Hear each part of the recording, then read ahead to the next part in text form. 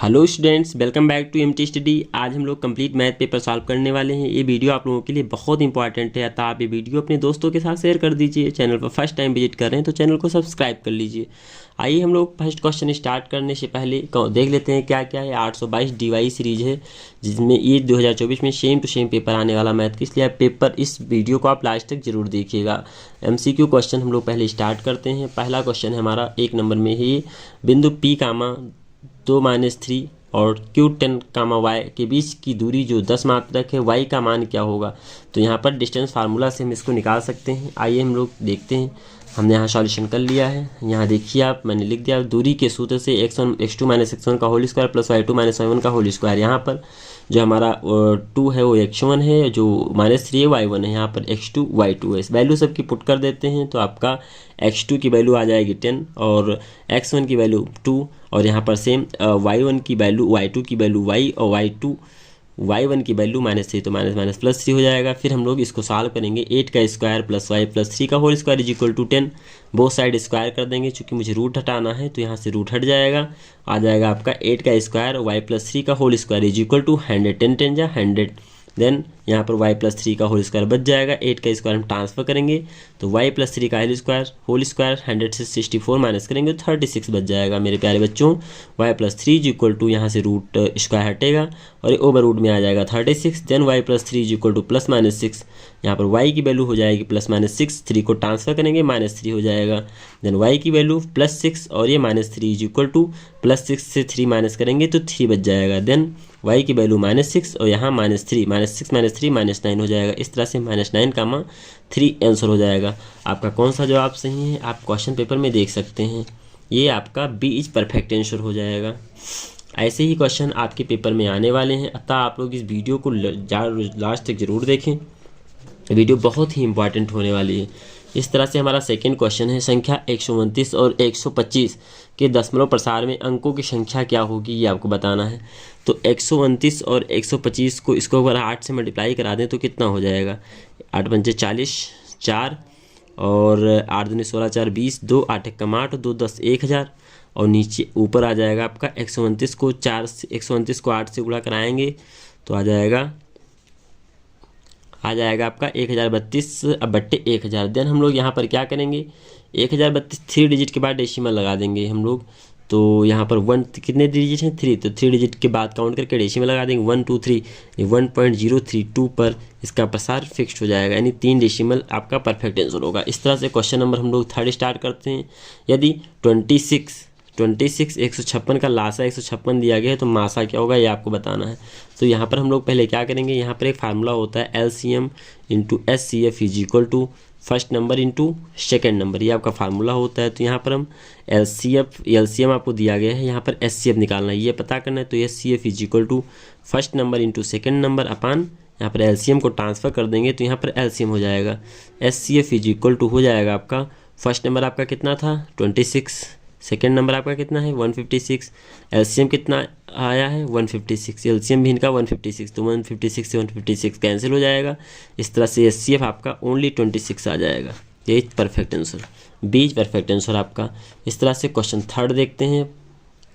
Question fourth है आपका, वह बड़ी से बड़ी संख्या याद कीजिए जिसमें 245 से 1037 को विभाजित करने पर प्रत्येक दशा में शेषफल 5 प्राप्त होती है, तो संख्या क्या होगी। तो इसको हम लोग शीट पर करते हैं। सर्वप्रथम इसमें हम क्या करेंगे, 245 में 5 माइनस करेंगे, 1037 में 5 माइनस करेंगे, फिर इसका हम SCF निकालेंगे, जो आएगा वही आंसर हो जाएगा। तो आइए हम लोग शीट पर स्टार्ट करते हैं इस वीडियो को। तो फोर्थ क्वेश्चन हमारा 245 से अगर हम 5 माइनस करेंगे तो बचेगा 240। इसी प्रकार से 1037 में से आपको माइनस करना है 5 तो बच जाएगा आपका 1032। अब इसका SCF निकालना है तो 240 स्मॉल है और 1032 बड़ा है, तो 240 को हम डिवाइड करेंगे 1032 से। तो यहाँ पर हो जाएगा आपका 2 5 जा 10। इस तरह से हमारा 4 जा हो जाएगा आपका 960। माइनस करेंगे तो यहाँ 2 बचेगा, यहाँ 13 से 6 माइनस करेंगे बच जाएगा 7 और यहाँ बचेगा 9 से 9 कुछ नहीं 72 को अगेन अप टू 40 से डिवाइड करेंगे, क्योंकि जब तक आपका जो रिमाइंडर है 0 नहीं हो जाएगा तब तक आपको ये प्रोसेस करते रहना है। 72 से मल्टीप्लाई करने पर देखिए क्या 72 3 जा कितना होगा, 3 2 जा 6, 3 7 जा 21, माइनस करने पर आ जाएगा यहाँ पर 4 और यहाँ पर बच जाएगा आपका, यहाँ 3 से 1 माइनस करेंगे 224 को अब हम अगेन 72 से डिवाइड करते हैं। 4 जा 24 तैयाँ होता है 72। इस तरह से ये कैंसिल आउट हो जाएगा 0 0। और आपका SCF कितना आ गया 24। SCF इज इक्वल टू हो जाएगा 24 इज परफेक्ट आंसर। यहाँ पर रिमाइंडर जब तक 0 नहीं आ जाता है तब तक आपको ही प्रोसेस अगेन करते रहना है। इसको कहते हैं एल्गोरिथम प्रमेयिका। तो आइए ये इसका 4th का आपका सही जवाब हो जाएगा कौन सा, 4th का परफेक्ट आंसर आपका C perfect answer. Question number 5 पर आ जाते हैं हम लोग। 5 में क्या दिया गया है, यदि 2x² x + 6 = 0 हो, जिसका एक मूल 2 दिया गया हो तो a का मान क्या होगा। तो आइए हम लोग यहीं साइड में कर लेते हैं इसको। यहाँ पर a की वैल्यू पुट कर देंगे। पहले हम लोग 2x² + ax + 6 = 0। देन यहाँ पर हम लोग क्या करेंगे, एक मूल दिया गया है तो एक मूल का वैल्यू जो x है, x की वैल्यू हम पुट कर देते हैं। तो 2s² का मतलब क्या हो जाएगा 2 का स्क्वायर प्लस a की वैल्यू हो जाएगी आपकी a और x की वैल्यू 2 + 6 = 0। Then 2 × 2 = 4 + 2a + 6 = 0। और इसको सॉल्व करेंगे हम लोग तो 4 × 2 = 8 + 2a + 6 = 0। 8 से 14 ट्रांसफर करेंगे तो -14 हो जाएगा। a = आ जाएगा आपका -7। यही आपका सही जवाब। देखिए -7 कहीं आ रहा है, यानी डी में -7 आ रहा है, तो डी आपका परफेक्ट आंसर। इस तरह से आ जाते हैं हम लोग नेक्स्ट क्वेश्चन नंबर 6 पर। दो संख्याओं का योगफल और अंतर क्रमशः 8 और 2 है तो संख्याएं क्या होगी। तो आइए इस क्वेश्चन को हम लोग शीट पर करते हैं। दो संख्याओं का योगफल यानी माना वो संख्याएं x व y हैं, माना वह संख्याएं x व y हैं, माना वह संख्या x व y है। देन यहाँ पर दिया गया है योगफल 8 है, यानी x + y = 8 equation number first. और जो अंतर है वो 2 के बराबर दिया गया, तो x - y = 2 equation number second. अब इसको हम लोग क्या करेंगे, माइनस कर लेते हैं, प्लस भी कर सकते हैं, अदरवाइज प्लस ही कर लेते हैं। तो plus minus cancel out, plus करेंगे तो 2x हो जाएगा और ये 2 10 हो जाएगा। यहाँ से x की वैल्यू आ जाएगी 10, 2 से ट्रांसफर करेंगे तो डिवाइड 2 हो जाएगा, 2 × 2 2 5 × 10, x की वैल्यू आ जाएगी 5। इस तरह से मुझे y निकालना है, चूँकि संख्याएं 2 थी तो दूसरी संख्या क्या होगी। अब x की वैल्यू हम समीकरण फर्स्ट में रख देते हैं तो यहाँ पर वैल्यू आ जाएगी x का मान समीकरण फर्स्ट में रखने पर, x का मान समीकरण फर्स्ट में रखने पर तो हम लोग समीकरण फर्स्ट में वैल्यू रखते हैं। x की वैल्यू 5 + y = 8, देन y = 8 - 5 = 3, यानी y की वैल्यू कितनी आ गई 3। इस तरह से आपका x की वैल्यू 5 y की वैल्यू 3, यानी वो संख्या है 5 और 3 होगी, यानी आपका सही जवाब इसमें 5 और 3 यानी कि B सही आंसर होगा। 7 क्वेश्चन है आपका 4x² - 12x + 9 = 0 के मूल्य क्या होंगे, ये आप बताना। तो यहाँ पर विविधकर का आप यूज कर सकते हैं। क्वेश्चन नंबर नेक्स्ट के लिए क्वेश्चन नंबर 7 के लिए आप विविधकर यूज कर सकते हैं। 4x² - 12x + 9 = 0। जहाँ विविधकर डिस्क्रिमिनेंट d = 0 करने पर b² - 4ac, देन b² यहाँ पर कंपेयर करा दीजिए स्टैंडर्ड फॉर्म से x² + bx + c = 0 से। तो b की वैल्यू आ जाएगी -12 का होल स्क्वायर -4, a की वैल्यू 4 है, c की वैल्यू 9 है। देन यहाँ पर हो जाएगा 144 बराबर में 144 -416 नवैया होता है 144। तो 144 माइनस करोगे तो 0 आ जाएगा। अब यहाँ पर डिस्क्रिमिनेंट जो आपका है वो 0 के बराबर है। जब भी डिस्क्रिमिनेंट 0 हो जाएगा तो मूल जो होंगे वास्तविक होंगे और बराबर होंगे, वास्तविक और क्या होंगे, बराबर होंगे। यानी आपका सही जवाब इसमें कौन सा होगा, सही जवाब आपका हो जाएगा सी परफेक्ट आंसर, वास्तविक और बराबर। अगर ग्रेटर देन होता है तो वास्तविक और असमान होता, डिस्क्रिमिनेंट अगर ग्रेटर होता है तो 0 से वास्तविक असमान होता, शून्य वास्तविक नहीं होता, अगर लेस देन हो जाता 0 से तो क्या हो जाता, वास्तविक नहीं होता। नेक्स्ट क्वेश्चन है हमारा 8। 2 बिंदु 2, 3 और 4, के बीच की दूरी क्या होगी, ये आपको निकालनी है। तो आप डिस्टेंस फार्मूला आप यूज करके सॉल्व कर सकते हैं। आइए सीट पर हम इसको करते हैं। नेक्स्ट क्वेश्चन है आपका क्वेश्चन नंबर 8। क्वेश्चन नंबर 8 में आपको क्या करना है, डिस्टेंस फार्मूला डिस्टेंस फार्मूला हो जाएगा x1 - x2 का whole square plus y1 - y2 का होल स्क्वायर। देन हमारा पहला x1 2 और 3 है और एक हमारा है 4, 1, यानी हमारा x1 y1 और x1 y1 x2 y2। This imply that over root x1 x2 यानी 2 - 4 का होल स्क्वायर प्लस y1 3 - 1 का होल स्क्वायर। इसको सॉल्व करेंगे तो हो जाएगा 4 से 2 माइनस करने पर 2 का होल स्क्वायर प्लस 3 से 1 माइनस करने पर 2 का स्क्वायर ओवर रूट 4 दूनी 4 प्लस 4 यानी कि 4 4 8 रूट 8। इसको और हम सॉल्व करें तो इसको इस तरह से लिख सकते हैं 2 दूनी 4 2 दूनी 4 दूनी 8। इस तरह से ओवर रूट में एक पेयर बाहर निकल जाएगा तो 2√2 इसका परफेक्ट आंसर हो जाएगा। 2√2 यानी इसका सही जवाब हो जाएगा option C is perfect answer. Option C is perfect answer. Next question है आपका क्वेश्चन नंबर 9। 3x² - 2x + 1/3 = 0 का विविध कर क्या होगा। आपको विविध कर बताना है तो यहाँ भी आपको डिस्क्रिमिनेंट यूज करना पड़ेगा। डिस्क्रिमिनेंट यहाँ आप 0 कर दीजिए तो विविध कर आ जाएगा। तो आइए हम लोग इसको भी हम लोग शीट पर करते हैं। यहाँ पर भी कंपेयर कराएंगे तो a = 3, b = हो जाएगा आपका -2, c = 1/3। तो इसको सॉल्व करते हैं, डिस्क्रिमिनेंट दिखा देते हैं 0 के बराबर यानी b² - 4ac = 0। तो b² यानी -2 का होल स्क्वायर -4 गुणे a की वैल्यू आपकी 3 और c की वैल्यू हो जाएगी 1/3 = 0। 3 से 3 कट जाएगा यानी 2 दूनी 4 -4 एकम 4 बराबर यहाँ पर 0 आ जाएगा। 4 - 4 = 0। तो यहाँ पर जो विविधकर होगा वो क्या होगा 0 हो जाएगा। 0 is perfect answer. Next question इसमें आपका 9th का सही हो जाएगा D option is perfect. Next question दिया गया है 10 नंबर। 10 नंबर में दिया गया चित्र में जो नीचे एक फिगर बना है त्रिभुज ABC के आधार BC के समांतर रेखाखंड DE खींचा गया है। BC के समांतर DE है। ये दोनों रेखाएं क्या हैं एक दूसरे के समांतर हैं। यदि DB 7.2 सेंटीमीटर हो, DB नीचे वाली लाइन जो है वो 7.2 है और AE जो है आपकी 5.4 है 5.4 है और EC जो है वो 5.4 है। EC जो है वो कितना है 5.4 है। DB 7.2 EC 5.4 AE 1.8 दिया गया है 1.8 दिया गया है। तो AD बराबर क्या होगा। तो यहाँ से आपका थेल्स थ्योरम यूज हो जाएगा यानी AD का जो रेशियो होगा DB के रेशियो के इक्वल होगा। सेम यहाँ पर AE अपान EC के रेशियो के इक्वल हो जाएगा। तो यहाँ पे वैल्यू आप पुटअप करेंगे तो आपकी वैल्यू आ जाएगी। AD की वैल्यू आपको नहीं पता है तो AD को AD रहने दीजिए। DB की वैल्यू आप पता है 7.2 = AE की वैल्यू 1.8 EC की वैल्यू आपकी 5.4 है। तो पॉइंट से पॉइंट हट जाएगा। यहाँ पर इसको कट करा दीजिए।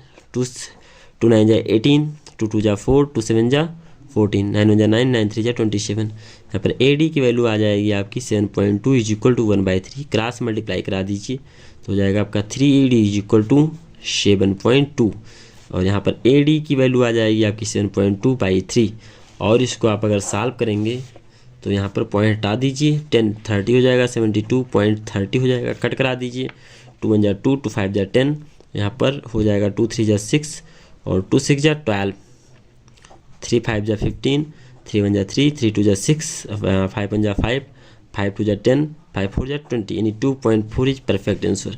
2.4 देखिए इसमें है कहीं C परफेक्ट आंसर हो जाएगा आपका। Next question number 11। दो समरूप त्रिभुज की ऊंचाइयां क्रमशः 3 सेंटीमीटर और 4 सेंटीमीटर हैं। त्रिभुज के क्षेत्रफलों के अनुपात क्रमशः क्या होंगे ये आपको बताना है। तो इसमें एक थ्योरम होती है कि दो समरूप त्रिभुजों का जो क्षेत्रफल का अनुपात होता है उनके संगत भुजाओं के अनुपात के वर्ग के बराबर होता है। तो इनका जो अनुपात होगा 3:4 संगत क्षेत्रफलों के अनुपात के वर्ग के बराबर होगा यानी ये हो जाएगा 3 3 = 9 4 4 = 16 यानी 9:16 इज परफेक्ट आंसर। आप यहाँ नोट कर लीजिएगा, मैं यहाँ नोट कर देता हूँ हिंट डाल करके। हिंट्स आपको थ्योरम को प्रूव करने में काम आएगा। दो समरूप त्रिभुजों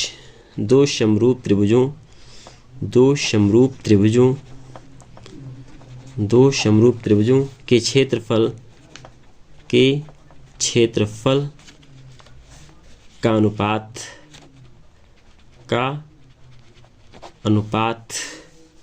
उनके संगत भुजाओं के अनुपात के वर्ग के बराबर होता है। भुजाओं के अनुपात के वर्ग के बराबर होता है। अनुपात के वर्ग के बराबर होता है। इस तरह से हमारा क्वेश्चन नंबर आ जाता है 12। नेक्स्ट क्वेश्चन नंबर 12 में दिया गया है चित्र में त्रिज्यखंड OAB का क्षेत्रफल क्या होगा। यहाँ पर एक त्रिज्यखंड है जिसका क्षेत्रफल निकालना है। एंगल थीटा दिया गया है आपका 30 डिग्री और यहाँ पर रेडियस भी दिया गया है 4 सेंटीमीटर। यहाँ पर निकालना है इसका त्रिज्यखंड यानी एरिया क्या होगा, ये पूरे क्षेत्र की एरिया क्या होगी। तो यहाँ पर त्रिज्यखंड का क्षेत्रफल का फार्मूला होता है, आप लोगों को याद होना चाहिए। त्रिज्यखंड का क्षेत्रफल इज इक्वल टू हो जाता है θ/360 इंटू पाई आर स्क्वायर, जहाँ पर थीटा की वैल्यू 30 है, 360 इंटू पाई की वैल्यू होती है 22/7 इंटू आर की वैल्यू यहाँ पर आपकी 4। तो 4 का इसका मतलब 4 × 4 हो जाएगा। यहाँ से 0 0 कट जाएगा, 3 × 3, 3 एकम 3 दूनी 6, 12, फिर से 2 से कट करेंगे, 2 छक 12 और यहाँ 11 हो जाएगा, 2 तियाँ 6 और 2 दूनी 4। अब इसको मल्टीप्लाई करा देते हैं, तो 4 दूनी 8 और 11 8 88/7 21। इसको कट करा देंगे तो कितना आ जाएगा, कट करने पर आपका आ जाएगा 4.819 सेंटीमीटर स्क्वायर, यानी इसका जो जवाब होगा आपका 20 perfect answer. Next question number 13, यहाँ पर दिया गया 2 tan स्क्वायर 45 का स्क्वायर 30 साइन स्क्वायर 60 की वैल्यू क्या होगी। तो यहाँ वैल्यू आप पुट कर दीजिए, आंसर आ जाएगा 2 tan स्क्वायर 45। यहाँ पर इसको सॉल्व करते हैं, इसको सीट पर कर लेते हैं थोड़ा। 2 tan स्क्वायर 45, तो इसको हम लिखना चाहें 2 tan square 45 degree plus cos square 30 degree minus sine square 60 degree. तो 2 इंटू tan स्क्वायर 45 यानी 1 का whole square, tan square tan 45 की डिग्री 1 होती है, कास स्क्वायर 30 डिग्री यानी √3/2 का whole square minus sine 60 degree यानी √3/2 का होल स्क्वायर हो जाएगा। इसको सॉल्व करेंगे तो 2, एक को इस मल्टीप्लाई कराएंगे तो 2 ही हो जाएगा, प्लस यहाँ बचेगा 3/4 माइनस 3/4। तो ये तो कैंसिल हो जाएगा, यानी 2 इज परफेक्ट आंसर। तो इसका सही जवाब आपका हो जाएगा, इसका जो सही जवाब होगा वो 2 हो जाएगा, C is perfect answer. Question number 14 में कास स्क्वायर 67 साइन स्क्वायर 23 का मान क्या होगा। तो यहाँ पर आप साइन स्क्वायर 23 को हम लिख सकते हैं साइन स्क्वायर 90 माइनस थीटा यानी 90 माइनस 76। तो ये हो जाएगा आपका कास स्क्वायर 27 यानी कास स्क्वायर 67 और यहाँ साइन स्क्वायर 90 माइनस थीटा बराबर होता है माइनस कास स्क्वायर थीटा, तो माइनस कास स्क्वायर 67 डिग्री। ये कैंसिल आउट होकर के आप जाएगा 1 से 1 माइनस करेंगे 0, सी परफेक्ट आंसर। इस तरह से हमारा आ जाता है क्वेश्चन नंबर 15।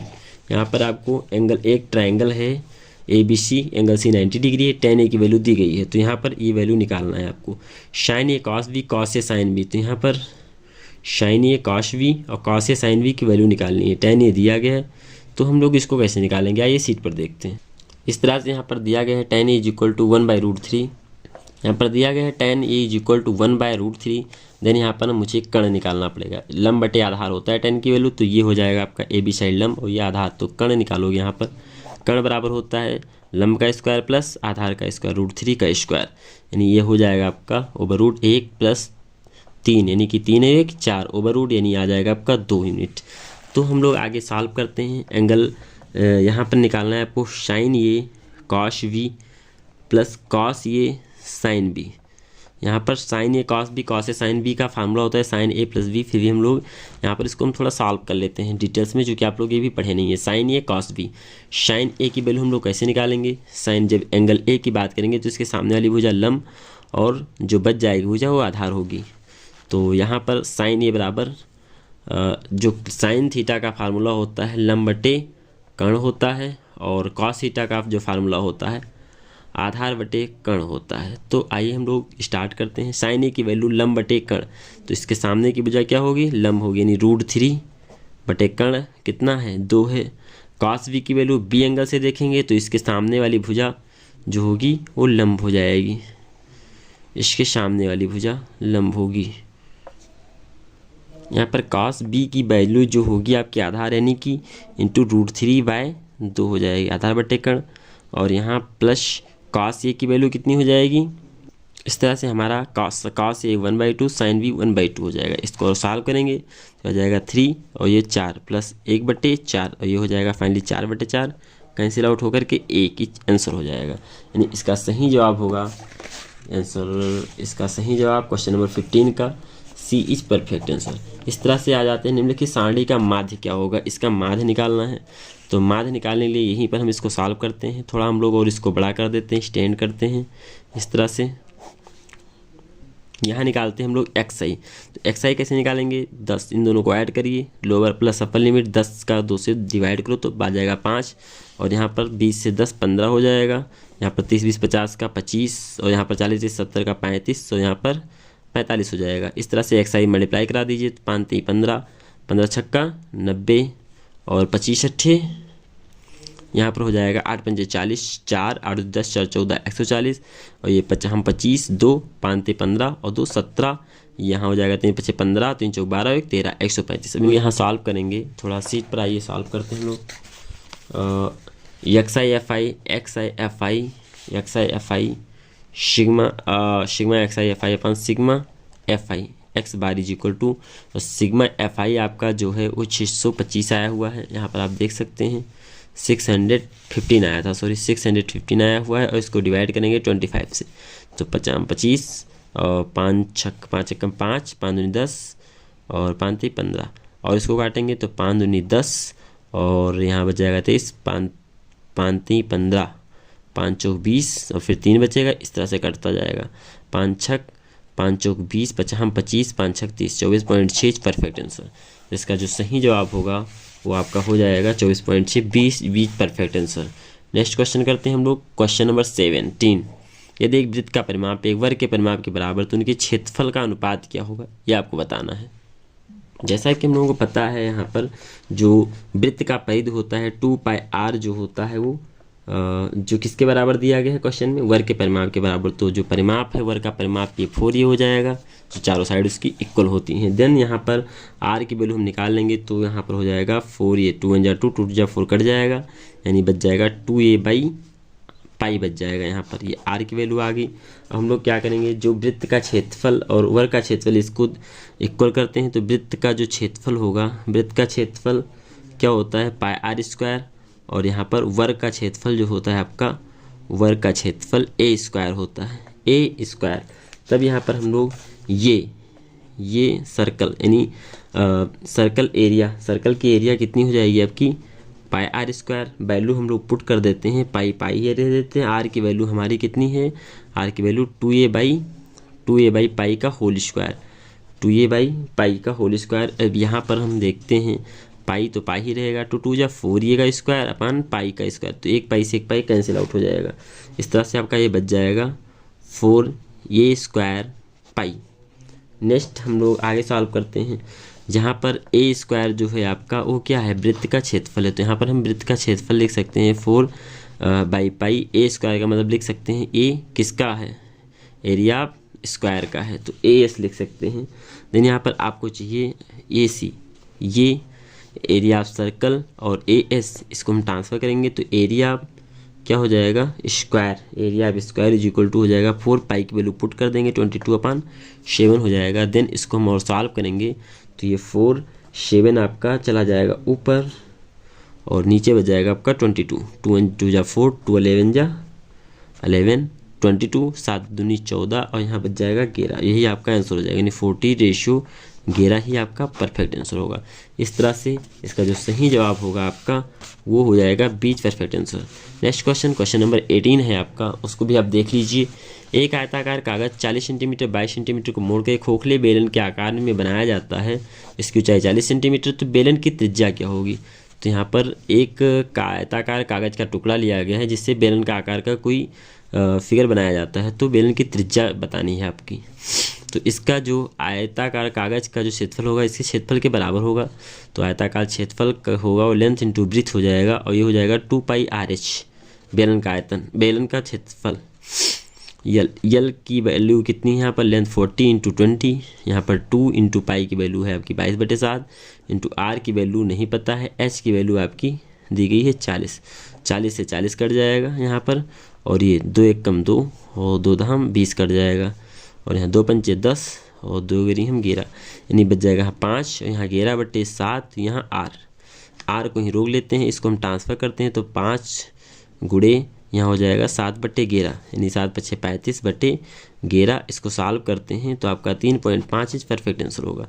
11 3 33 और 2 35 3.5 इसका परफेक्ट जवाब हो जाएगा। नेक्स्ट क्वेश्चन नंबर 19 है आपका, यहाँ पर निम्नलिखित सारणी का माध्यक वर्ग निकालना है। माध्यक वर्ग क्या होगा, तो यहाँ पर हम संचयी बारंबारता पहले निकालते हैं। संचयी बारंबारता कैसे निकालेंगे, संचयी बारंबारता इनको ऐड करके लिखते जाते हैं। तो 7 7 5 12 12 और 16 कितना होता है, 6 2 8 1 28 28 12 8 2 10 2 1 3 1 40 40 2 42, इसका हाफ करेंगे तो कितना आ जाएगा, ये आ गया n की वैल्यू 42, तो n/2 यहाँ निकालेंगे तो आ जाएगा 2 एकम 2 2 दूनी 4 2 एकम 2 21, यानी 21 किस में आ रहा है, 21 आएगा आपका 28 के मध्य में, यानी आपकी जो तालिका होगी, माध्यक तालिका होगी, वो ये थर्ड वाली तालिका हो जाएगी। तो यहाँ पर 20 30 is perfect answer, C is perfect जवाब। नेक्स्ट क्वेश्चन आपका 20 है, यदि किसी बंटन के माध्य और माध्यिका क्रमशः माध्यक क्रमशः 24.5 और 26 है तो बहुलक क्या होगा, ये आपको बताना है। क्वेश्चन नंबर इस सीरीज का लास्ट क्वेश्चन नंबर 20 MCQ का लास्ट क्वेश्चन है। वीडियो को अपने दोस्तों के साथ शेयर कर दीजिए, वीडियो अच्छा लगा हो तो चैनल को सब्सक्राइब कर लीजिए। आइए हम लोग 20 क्वेश्चन देखते हैं। यहाँ पर फार्मूला आपका होता है, बहुत ही इंपॉर्टेंट फार्मूला है, फार्मूला ही पूछ लिया जाता है। बहुलक इज इक्वल टू हो जाएगा 3 मध्यिका इज इक्वल टू आपका 2 माध्य, 3 मध्यिका माइनस 2 माध्य। देन यहाँ पर आपका बहुलक की फाइंड आउट करना है। मध्यिका हो जाएगा बहुलक इज इक्वल टू 3 मध्यिका माइनस 2 माध्य। यहाँ पर 3 गुणे 26 मध्यिका दिया गया है, 26 3 गुणे 26 करेंगे माइनस 2 गुणे 24.5 करेंगे, इसको सॉल्व करेंगे तो 78 हो जाएगा, 49 हो जाएगा। इसको माइनस करने पर आपका आंसर आ जाएगा, आप माइनस कर लीजिए, 18 से 9 माइनस करेंगे 9 बचेगा, यहाँ बचेगा 6 में से 4 गई तो 29 इज परफेक्ट आंसर। इसका जो सही जवाब होगा ये 29 हो जाएगा। इसमें कौन सा सही है 29, आइए हम लोग देखते हैं पेपर में, क्वेश्चन पेपर में आपके question number C, option C is perfect answer. इस तरह से हमारा 20 क्वेश्चंस कंप्लीट हुआ। वीडियो कैसा लगा आप लोग कमेंट करके बताएं, वीडियो को अपने दोस्तों के साथ शेयर कर दीजिए। Thank you.